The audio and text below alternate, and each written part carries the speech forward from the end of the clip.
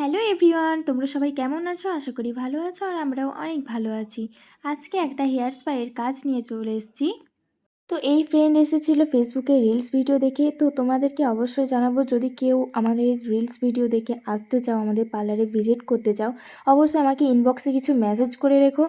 Message করার থেকে main ওখানেই আমার কল নাম্বার তুমি চেয়ে নিতে পারো। ওখান থেকে তোমরা কল নাম্বারটা নিয়ে তারপর আমাদেরকে ফোন করে আসতে পারো, তাতে লোকেশানটা জানতে অনেকটা সুবিধা হবে।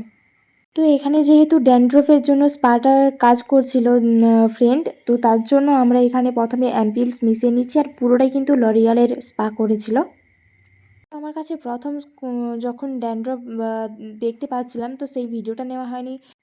সেই ক্রিমটা আমরা হেয়ারে স্ক্যাল্পে লাগানো শুরু করে দিয়েছি, তোমরা দেখতেই পাচ্ছ।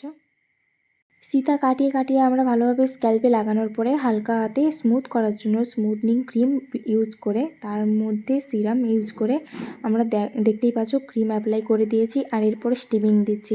স্টিমিংটা খুবই অত্যন্ত জরুরি। আর তারপরে শুরু করে দিয়েছি হেড ম্যাসাজ দেওয়া।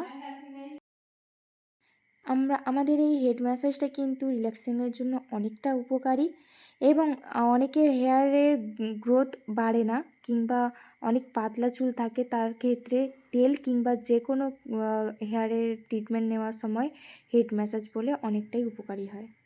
তো এখন দেখতেই পাচ্ছ যে কোনো খুশকি কিংবা ড্যান্ড্রফ নেই। আর এটা লাস্টে হালকা স্ট্রেট করে দিতে বলেছিল, তার জন্য হালকা করে স্ট্রেট করে দিয়েছি। এটা কোনো রিজন না যে এটা করতেই হবে, কিন্তু তবু করে দিয়েছি।